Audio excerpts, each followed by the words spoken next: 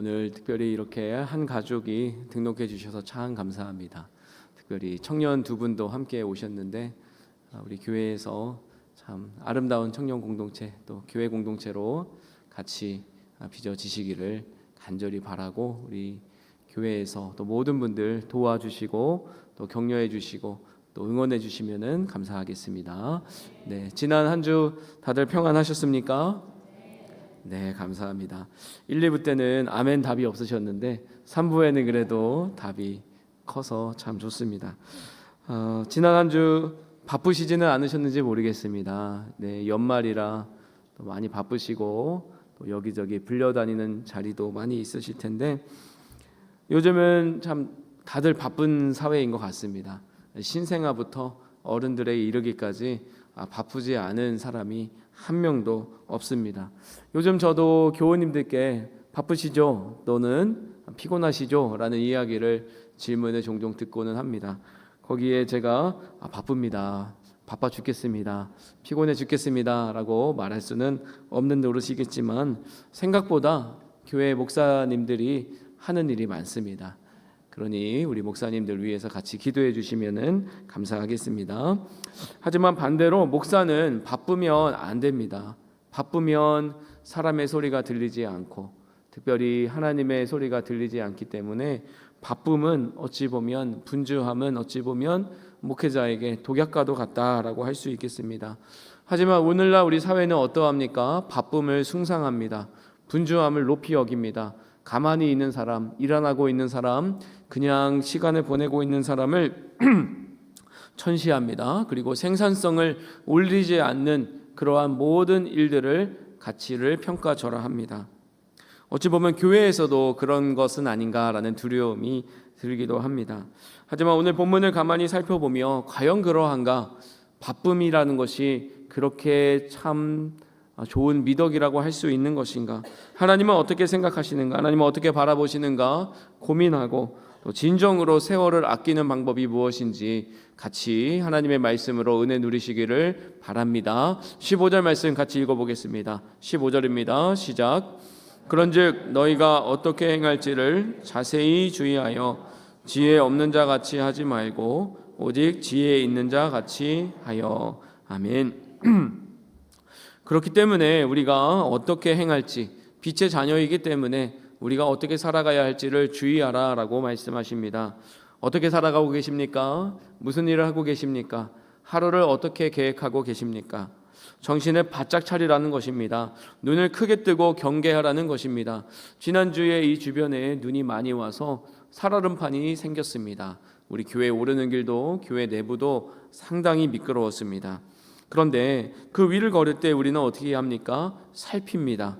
혹시 내가 얼음을 딛고 있지는 않은 것인가? 내가 제대로 발을 딛고 있는 것은 아닌가 살핍니다. 그처럼 매 순간 영적인 긴장감을 가지고 내가 가는 길, 내가 가는 곳이 어떠한 것인지 또 내 삶을 넘어뜨리는 위험이 거기에 있지는 않은지 잘 조심스럽게 걸으라는 것입니다. 나이가 많으신 분들은 특히 집에서든 또는 밖에서든 넘어지시면 특별히 고관절이 부러지면은 그대로 침상에서 일어서지 못하고 돌아가시는 모습을 많이 접하게 됩니다. 우리가 살아가는 삶이 그렇습니다. 우리는 안전하다고 여길 수도 있고 나는 자신 있다라고 여길 수도 있지만 우리가 한순간 미끄러워 넘어지면 아주 크게 다치고 때로는 목숨도 위험하게 됩니다. 마찬가지로 영적인 세상에서도 괜찮겠지 방심하며 이 정도는 문제없어라고 할 때 오히려 그 순간에 넘어져 버리고 그 죄로 인하여서 그 실수로 인하여서 우리의 삶이 크게 위험에 빠질 수 있는 것입니다. 그러니 한시라도 하나님의 인도를 떠나지 않도록 주의하시고 그 길을 살피시고 또한 지혜 없는 자 같이 하지 말고 지혜 있는 자 같이 하라라는 말씀을 명심하시기 바랍니다. 그렇게 하는 것이 지혜입니다. 지혜라는 것은 다름이 아니라 예수님을 아는 것, 성령님의 분별함을 받는 것, 그리고 하나님께서 내게 주신 인생을 그 신실하게 따라가는 것이 바로 그 지혜라고 믿습니다.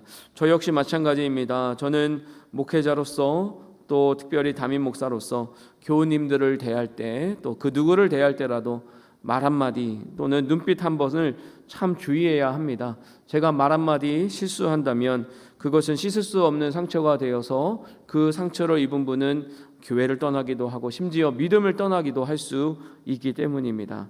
우리 사랑하는 성도님들, 우리의 말과 행동이 그렇습니다. 우리의 말 한 번, 또 눈빛 한 번에 모든 것이 달라질 수 있습니다. 그게 뭐 별거냐라고 할 수 있겠지만 우리가 차량에 타서 엑셀과 브레이크를 오인해서 1초만 잘못 밟아도 생명이 위험해지는 것처럼 우리의 말과 행동에는 하나님이 주신 힘이 있습니다. 하나님이 대리하고 주신 힘과 능력이 있기 때문에 그 능력과 힘을 하나님을 사랑하고 이웃 사랑하는 일에 쓰지 않고 이웃을 미워하고 또 하나님을 멀리하는 일에 쓰인다면 그 삶은 참 파괴적이 될 수밖에 없습니다. 그러니 오늘 말씀을 기억하십시오. 어떻게 행할지 자세히 주의하시고 지혜 없는 자 같이 하지 마시고 지혜 있는 자 같이 하시는 은혜가 있기를 바랍니다. 그러면 그렇게 지혜 있는 자 같이 살아가는 것, 우리의 삶을 주의하는 것이 무엇인가? 16절 말씀, 오늘 말씀의 제목이기도 합니다. 같이 한번 읽어보겠습니다. 시작. 세월을 아끼라 때가 악하니라. 아멘. 지혜롭게 살아가는 방법은 무엇인가? 세월을 아끼는 것입니다. 세월을 아끼는 것. 그 구체적 겉면이 참 어찌 보면 이해되지 않을 정도로 쉽습니다. 아니면은 또는 너무 세속적으로 느껴지기도 합니다. 아니, 빛의 자녀로 살아가는 것이 또 우리가 주의해서 행해야 할 것이 세월을 아끼라는 정도인가라고 생각할 수 있는 것입니다. 제가 한번 여쭙겠습니다. 하루에 우리 성도님들은, 교우님들은 시간을 어느 정도 허비하고 계십니까? 나는 이 정도 시간을 허비하는 것 같다. 30분, 1시간 또는 2시간, 여러 가지 방식이 있을 수 있겠습니다. 멍하니 텔레비전을 바라보거나 핸드폰을 괜히 뒤적뒤적 거리거나 보지 않아도 될 것들을 보는 것들, 여러 가지가 있을 수 있겠습니다. 아마 한번 생각해 볼 때 여기서 나는 시간을 하루에 1분 1초도 허투루 사용하거나 낭비하지 않습니다 라고 자신 있게 말씀할 수 있는 분은 한 분도 안 계실 것입니다. 계십니까?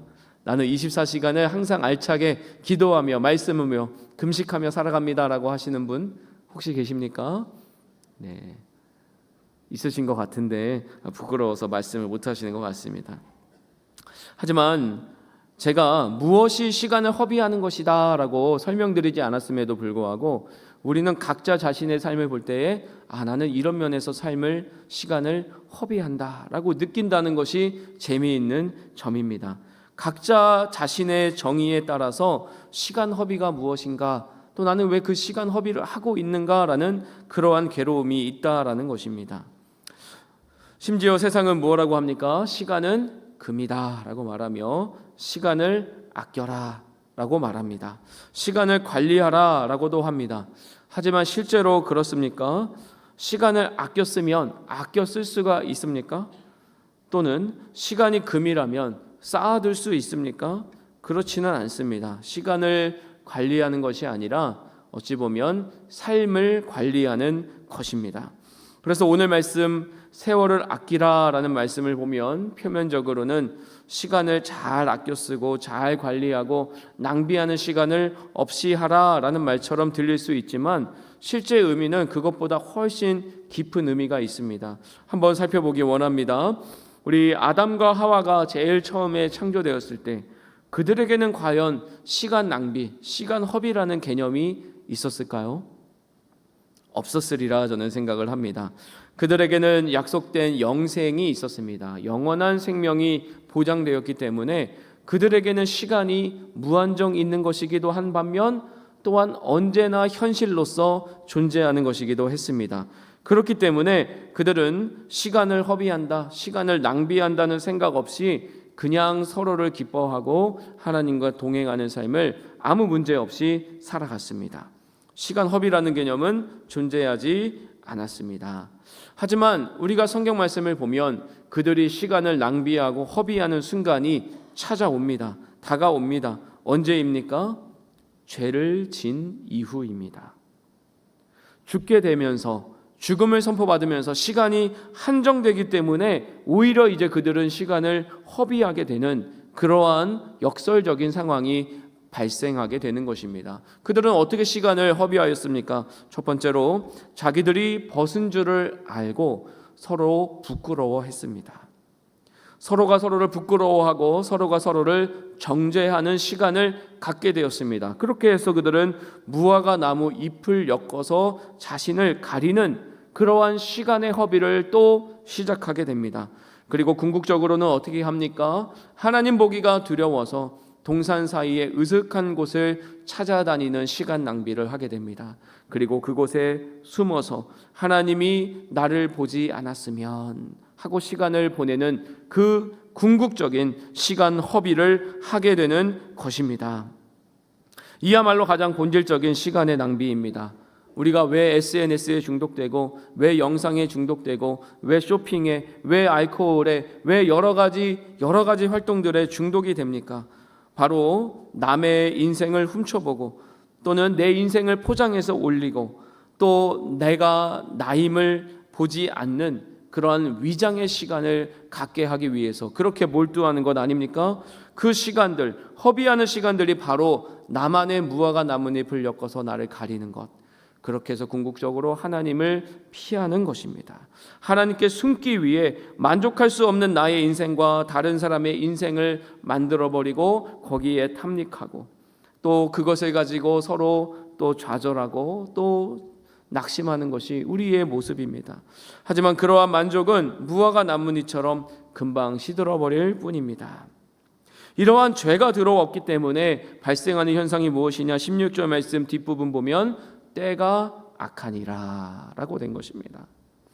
그렇게 우리의 죄 때문에 때가 악하게 되었습니다. 시간이 악하게 되었습니다. 시간이 하나님의 의도와는 다르게 진행되게 되었습니다. 오늘날 우리가 시간을 허비하는 이유, 시간을 낭비하고 있는 자신을 혐오하면서도 그 일을 멈추지 못하는 이유, 바로 다 죄의 영향으로 시간이 타락했기 때문인 것입니다.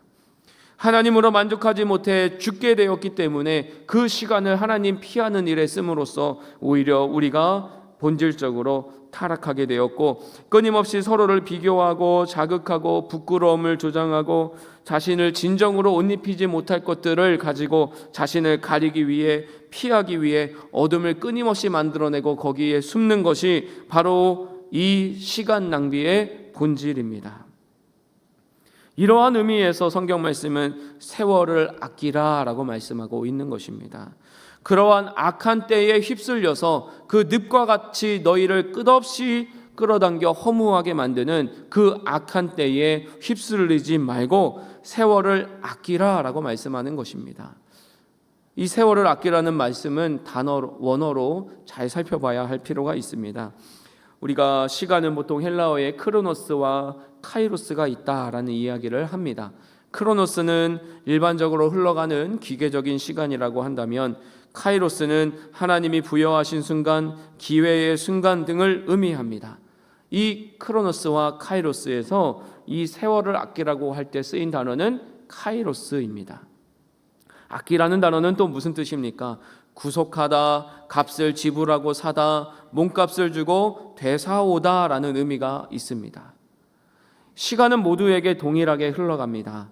하지만 그 시간이 타락하였고 그때가 악하게 되었기 때문에 우리 그리스도인들은 그 시간에 대한 대가를 지불하고 건져 올려야만 그 시간을 내 것으로 만들 수 있다라는 것입니다. 즉 시간도 본질적으로 죄와 게으름에 팔려 종노릇하고 있기 때문에 그 시간을 구원해내는 역할, 그것이 바로 세월을 아끼다라는 말의 의미인 것입니다.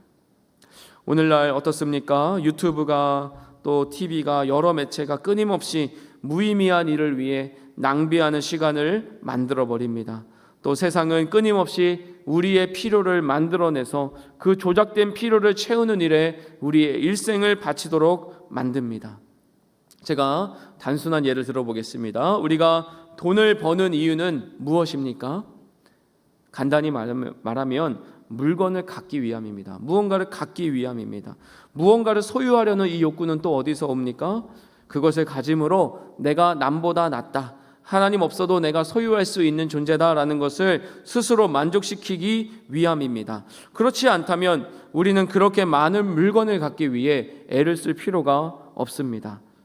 예를 들어 우리에게 얼마나 많은 옷이 있습니까? 저 역시 옷이 많다라는 생각을 합니다. 그래서 지금부터 죽을 때까지 한 40년 정도 옷을 앞으로 전혀 사지 않고 그냥 구멍 뚫리거나 다른 것을 기운다고 한다면 아마 죽을 때까지 옷이 더 이상 살 필요가 없다라는 생각을 합니다. 우리 사랑하는 여자 교우님들 어떻습니까?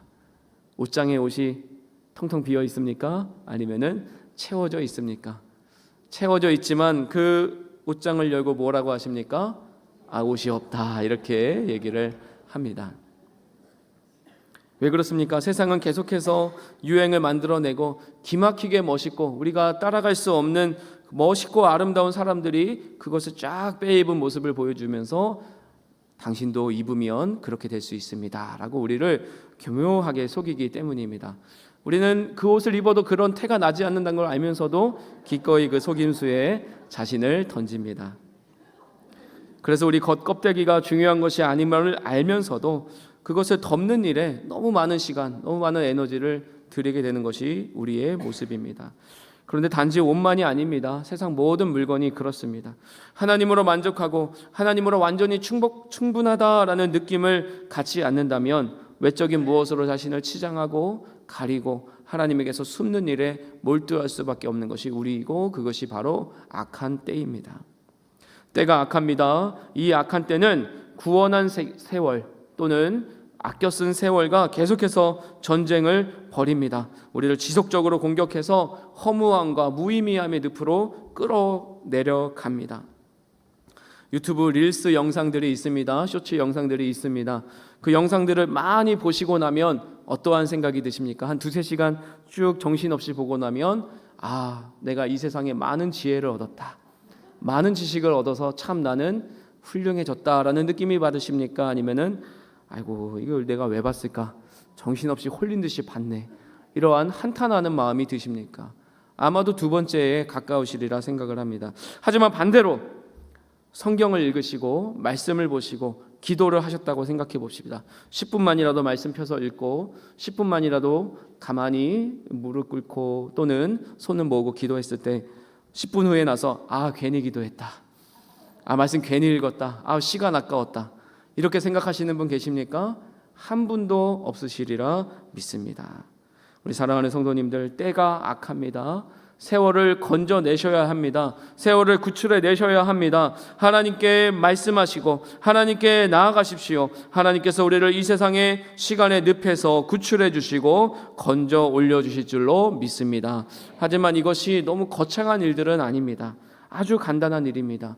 이 세상에서 우리가 똑같이 행하고 있는 일들을 하나님 중심으로 생각하고 하나님 위주로 행할 때에 그 모든 것들이 하나님께 예배하고 하나님을 기뻐하는 일이 되는 것입니다. 식사할 때도 그냥 어디 가서 맛있는 거 없을까라는 생각으로 식사하는 것이 아니라 하나님께서 이 식사를 주시고 같이 할 수 있는 가족을 주셔서 감사합니다라고 하나님께 감사하는 마음으로 식사하면 그 식사가 예배가 될 줄로 믿습니다. 또한 주변 사람들에게 따뜻한 말, 또 위로의 말 한마디 전해주고 싶은 마음이 들 때 내가 무슨 주제에 이런 말을 해 라고 그것을 이렇게 죽이지 않으시고 그분에게 가서 하나님이 당신을 사랑합니다. 내가 그래서 당신을 사랑하고 돕고 싶습니다. 내가 함께 있습니다 라고 따뜻한 말 한마디 하시고 예수님을 증거하신다면 그 말씀은 어떤 강대상 위에서 선포되는 어떤 설교 말씀보다도 위대한 하나님의 말씀이 될 줄로 믿습니다. 사랑하는 성도님들, 악한 때에 세월을 구원해내시는 그러한 역할을 매 순간 해내시기를, 예배의 삶을 살아나가시기를 주님의 이름으로 부탁드립니다. 그렇게 하는 것이 세월을 구출하는 일, 세월을 아끼는 일이 될 줄로 믿습니다. 17절 말씀 한번 같이 읽겠습니다. 17절입니다. 시작. 그러므로 어리석은 자가 되지 말고 오직 주의 뜻이 무엇인가 이해하라. 아멘. 따라서 우리가 살아가는 이 시간이 얼마나 소중하고 의미 있는 것으로 바뀔 수 있는지를 안다면 우리가 더 이상 어리석음을 유지하지 말아야 할 것입니다. 어리석음에 빠져서 음행과 더러움과 탐욕에 가득하여서 하나님을 구하지 않는 자는 하나님의 유산을 받을 수 없습니다. 그것은 무화과 나뭇잎을 엮어서 가려지지도 않는 몸을 가리고 하나님 앞에서 숨는 일에 몰두하는 것과 같습니다. 하지만 하나님께서는 그 어리석음도 구속하여 주셨습니다. 우리가 스스로 나의 가장 좋은 것, 가장 의로운 것, 가장 귀한 것이라고 여겼던 그 무화과 나뭇잎을 벗어버리게 하시고 동물을 죽이셔서 그 가죽옷을 입히게 하심으로 우리를 통하여 예수 그리스도의 옷, 예수님의 생명의 옷, 의의 옷을 입게 하신 것이 바로 그 하나님의 역사입니다. 하나님께서 그 옷을 주셨으니 이제 더 이상 만족을 줄 수 없는 그 무화과 나뭇잎을 입지 말고 이미 예수 그리스도 안에서 주신 그 만족과 기쁨을 온전히 누리며 예수 그리스도의 옷을 입으며 살아가라라는 것이 주님의 뜻입니다.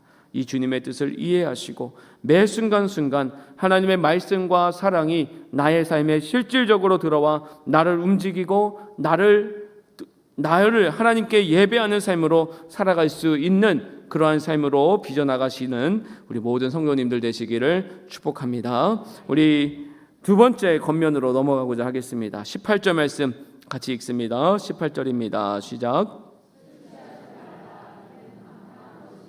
오직 성령으로 충만함을 받으라. 아멘. 세월을 아끼라 때가 악하니라 라는 말씀 뒤에 또 나오는 실질적인 이 지침이 무엇입니까? 술 취하지 말라입니다. 우리 남성분들 눈을 잠깐 피하시는 것 같은데 성경 말씀입니다. 제 말이 아닙니다. 술 취하지 말라. 많은 분이 말씀하실 것입니다. 목사님은 사회생활 안 해봤으니까 그렇게 쉽게 말할 수 있는 건 아닙니까? 그렇습니다. 맞습니다. 하지만 사회생활 안 하면서 성경 말씀대로 살아가고 성경 말씀 선포하는 사람이 한 사람쯤은 있어야 하지 않겠습니까? 성경은 분명히 말합니다. 술 취하지 말라. 술 취하지 말라. 술에 취해 사는 사람은 지혜로운 삶이 아닙니다. 사람이 술을 마시다가 술이 사람을 마신다는 말을 합니다. 저는 이 말이 하나님 아닌 헛된 것의 정체를 잘 드러내는 것이라고 생각을 합니다. 우리는 하나님 아닌 것을 마시고 하나님 아닌 것을 받아들이고 그것을 즐거워합니다. 그러면 처음에는 우리에게 아주 큰 행복과 기쁨을 주는 것 같지만 결국 그것은 우리에게 있는 가장 소중한 것을 빼앗아 가 버립니다. 그리고 가장 귀한 것을 앗아가 버립니다. 그것이 바로 방탕입니다. 방탕이라는 단어를 살펴보면 구원받지 못할 행동, 낭비하여 남는 것이 없는 상태, 탕자가 아버지의 재산을 다 허비할 때 쓰인 단어가 이 방탕입니다. 술이 우리를 통제할 때, 이 세상의 정신이 우리를 좌지우지할 때 결국 우리는 하나님의 관점에서 볼 때 파산해버리고 남는 게 없고 우리의 생명까지 빼앗아 가버린다라는 것입니다. 우리 성도님들 알코올 중독돼서 또 술 많이 마셔서 그 집안을 일으켜줬다라는 사람 보신 적 있습니까? 없습니다. 알코올 중독되면 술 중독되면 그 일가가 패가 망신할 뿐입니다. 하지만 반대로 성령에 취해서 예수님 믿어서 망했다라는 분 보신 적 있습니까? 없습니다. 예수님 믿고 성령에 취한 분들은 그 일가를 일으킬 줄로 믿습니다. 그러니 술에 취하지 마시고 성령에 취하시고 성령 충만 받으시기를 주님의 이름으로 축복합니다. 성령 충만 받으셔야 합니다. 성령 충만 받는 것은 술에 취하는 것과 어찌 보면 같습니다. 술에 취해 살듯이 성령에 취해 살고 술의 인도를 받듯이 성령의 인도를 받고 술이 있는 곳을 찾듯이 성령님의 감동이 있는 곳을 찾기 때문에 그렇습니다. 하지만 술과 성령은 아주 큰 차이가 있습니다. 인생이 힘들기 때문에 술을 마시고 순간 그 슬픔과 괴로움을 잊어버리려고 하는 마음 왜 누가 모르겠습니까? 하지만 술 마셔서 잠시 현실이 있게 되면 그 문제가 해결됩니까? 그렇지 않습니다. 하지만 성령님을 마실 때에 우리를 각성시키시고 현실을 바로 보게 하시고 바로 살게 하십니다. 그러니 술 기운에 의지하지 마시고 성령의 기운을 의지하시고 성령의 능력으로 돌파하시는 우리 성도님들 되시기를 간절히 바랍니다. 성령님의 기운에 취하십시오. 성령님의 능력을 의지하십시오. 그렇게 하시는 분에게 하나님의 약속이 임하실 줄로 믿습니다. 그러면 성령 충만 어떻게 받습니까? 성령을 받아들이는 것입니다. 성령님을 모시는 일을 하는 것입니다. 알코올 중독 어떻게 됩니까? 술 중독 어떻게 됩니까? 태어날 때부터 술 한 잔 주십시오라고 하는 아기가 있습니까? 없습니다. 조금씩 배우고 홀짝홀짝 마시다 보니 중독이 되고 인이 박히는 것입니다. 마찬가지입니다. 술도 그렇고 담배도 그렇고 도박도 그렇고 이 세상의 나쁜 것들도 사실은 배우는 것입니다. 우리 사랑하는 성도님들, 성령님도 배우시기 바랍니다. 성령님도 받아들이시기 바랍니다. 성령님을 마시시고 성령님을 초대하시고 성령님을 내 안에 받아들이셔서 성령님의 충만함을 임하시고 받아들이시기를 주님의 이름으로 축복합니다. 그러할 때에 주님 주시는 즐거움과 주님 주시는 기쁨이 넘쳐나게 될 줄로 믿습니다. 19절 20절 말씀 같이 읽습니다. 19절 20절입니다. 시작. 찬송과 신령한 노래들로 서로 화답하며 너희의 마음으로 주께 노래하며 찬송하며 범사의 우리 주 예수 그리스도의 이름으로 항상 아버지 하나님께 감사하며. 아멘. 그러면 저에게 또 이렇게 말씀하시는 분이 계실지 모르겠습니다. 아니 목사님, 그럼 무슨 재미로 이 세상 살아갑니까? 술 한잔 털어놓고 나도 모르고 너도 모른다라는 식으로 저기 가서 노래도 한번 불러 제끼고 또 춤도 추고 그렇게 순간순간 견뎌내는 것이지 어떻게 그런 재미도 없이 인생을 살아갑니까? 라고 하시는 분이 계실지 모르겠습니다. 하지만 성령님은, 하나님은 우리에게 절대로 안 좋은 것 주시고 좋은 것 뺏어가시는 분이 아닌 줄로 믿습니다. 술 많이 마셔서 유흥 많이 즐기신 것 그렇게 즐겁고 자랑스럽고 두고두고 대대에 자랑할 일입니까? 솔직히 그렇습니까? 그렇지 않습니다. 우리는 더욱더 깊은 즐거움, 더욱더 고상한 즐거움, 기쁨을 누리게 하시는 줄로 믿습니다. 사랑하면 시인이 된다고 합니다. 사랑하면 참 별의별 이야기를 다 쓰게 되기도 하고 편지를 쓰고 또 노래를 하게 됩니다. 우리 마음에 하나님에 대한 사랑이 들어와서 그것이 내 안에 뿌리 박히면 하나님을 사랑하고 하나님을 기뻐하는 시와 찬송가 노래들이 터져 나오게 될 줄로 믿습니다. 찬송가가 왜 그렇게 많습니까? 그렇게 많은 사람이 그렇게 다양한 방식으로 하나님을 누렸고 기뻐했고 즐거워했고 사랑했기 때문일 줄로 믿습니다. 그러니 우리 사랑하는 성도님들도 하나님, 나에게도 나의 시와 찬송가 노래를 주시옵소서. 하나님, 나도 하나님의 사랑을 노래하게 하여 주시옵소서 라는 마음을 하나님께 고백하시기를 바랍니다. 그런데 이 시와 찬송가 노래라는 것이 단지 교회에 와서 같이 예배 시간에 찬송하는 것뿐만은 아닙니다. 우리 다 같이 모인 저녁 식사에서 하나님께서 나에게 이런 일을 베푸셨다, 내가 기대하지 못했던 일이 하나님의 은혜로 말미암아 발생했다 고백하고 나누는 것, 그것이 바로 시입니다. 또한 힘들어하고 있는 동료 직장인들에게 또는 가족에게 카톡으로 하나님의 말씀을 보내주고 내가 너를 위해 기도한다 라고 그런 카톡을 하나 보낸다면 그것이 역시 또한 찬송이 될 것입니다. 또한 우리 사랑하는 자녀, 또 사랑하는 부모님을 이렇게 한번 안아주시면서 하나님이 사랑하십니다, 하나님이 참 사랑하시고 구원하시기 바랍니다 라고, 구원하시기 원하는 존재입니다 라고 속삭이는 것도 우리가 부를 수 있는 신령한 노래입니다.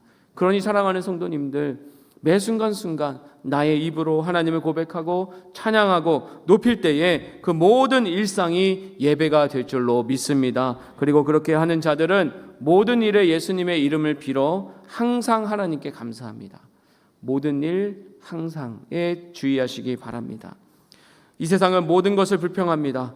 항상 원망합니다. 또 다른 사람을 탓합니다. 그것이 이 세상의 정신이라면 하나님의 자녀는, 빛의 자녀는 모든 일에 예수님의 이름을 힘입어서 항상 하나님께 감사하는 사람임을 믿습니다. 우리 사랑하는 성도님들, 예수님의 사랑으로 힘입어서 모든 일에, 모든 시간에 하나님을 인정하고 감사하는 시와 찬양과 노래와 예배의 삶을 살아가시기를 축복합니다.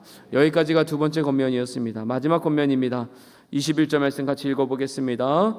그리스도를 경외함으로 피차 복종하라. 아멘. 복종이라는 단어는 아래에 두다, 자신을 자발적으로 다른 사람 아래에 두는 것입니다. 성령 충만을 받은 사람은 서로에게 복종합니다. 이것이 참 이 세상의 방식과 다른 것입니다. 이 세상에서는 힘이 있고 능력이 있으면 다른 사람에게 나에게 복종하라라고 말합니다. 하지만 성령 충만을 받아 하나님의 능력을 입은 자는 내가 당신에게 복종합니다라고 말합니다. 왜 그렇습니까? 21절 말씀 첫 부분을 보면 그리스도를 경외함으로, 그리스도를 경외하기 때문에, 그리스도를 두려워하기 때문입니다. 왜 그러한가? 우리가 상대로 바라보는 그 모든 지체 가운데 누가 계십니까? 그리스도가 계십니다. 그분 안에 그리스도가 계시기 때문에 그 그리스도를 바라보고 그 그리스도를 사랑하는 마음으로 그 사람을 섬기고 복종하고 순종하는 것입니다. 이처럼 다른 사람을 대할 때 그리스도 중심으로 우리의 모든 관계가 완전히 확립되지 않으면 우리는 절대로 피차 복종할 수 없습니다. 우리는 절대로 원수를 사랑할 수 없습니다. 어떻게 사랑합니까? 그게 사탄막인데. 하지만 우리는 반대로 바라봅니다. 예수님이 계시기 때문에. 예수님을 경외하는 마음으로 복종하는 것입니다. 앞으로 계속 이어지는 말씀의 핵심이 바로 이 복종입니다. 서로에게 복종하고 서로를 존귀하게 여기는 일, 참 쉽지 않습니다만 우리가 그리스도를 섬기는 마음으로 그리스도 안에 있다면 그리스도를 존귀하게 여기는 마음으로 그렇게 하실 줄로 믿습니다. 이에 대한 내용은 앞으로 더 살펴보도록 하겠습니다. 사랑하는 성도님들, 오늘 말씀을 맺습니다. 빛의 자녀는 모든 순간 깨어서 주의합니다. 자신의 빛을 비추어서 그곳이 어떤 곳인지 환하게 보고 주의하여 걷습니다. 특별히 빛으로 오신 예수님을 기다리는 이 대림절의 시간, 또한 연말을 맞이하여서 어둠이 길어지고 밤이 길어지고 또한 우리를 유혹하는 것이 많아지는 이 순간, 오늘 우리에게 가르치시는 세 가지 지침은 더욱더 생생하게 다가옵니다. 첫 번째가 무엇이었습니까? 세월을 아끼라 라였습니다. 세월을 아끼라. 뺏긴 시간을 다시 찾아오시기 바랍니다. 뺏긴 시간을 다시 나의 것으로, 주님의 것으로 만드시기를 바랍니다. 예수님께서 그 시간도 자신의 피의 값으로 사셨습니다. 따라서 우리 역시 그것을 낚아채어 주님의 것으로 만들어내야 할 줄로 믿습니다. 쓸데없는 영상 보는데 시간 낭비하지 마십시오.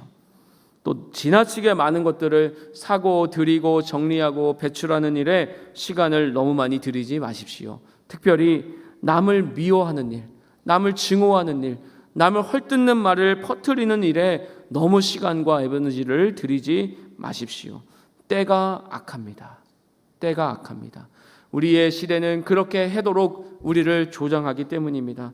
따라서 우리 사랑하는 성도님들은 우리에게 주신 시간을 구원해 내기를 주님의 이름으로 축복합니다. 하나님이 원하시는 대로, 하나님이 바라시는 대로 우리 모든 시간 순간순간, 일어나는 순간부터 식사하고 교제하고 일하는 모든 순간을 하나님께 드리는 예배의 시간으로 만들 때에 이러한 뺏긴 시간을 다시 구원하는 역사가 일어날 줄로 믿습니다. 두 번째는 무엇입니까?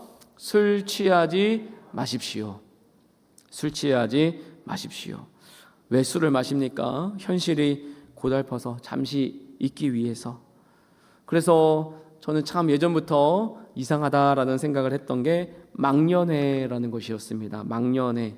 아니 1년 열심히 살아놓고 왜 그것을 잊습니까? 그것을 기억하고 그 뜻을 또 기려야 할 텐데 우리 이 악한 때에 휩쓸려 사는 사람은 압니다. 아, 내가 이 1년의 시간을 허비했구나. 구원해내지 못했구나.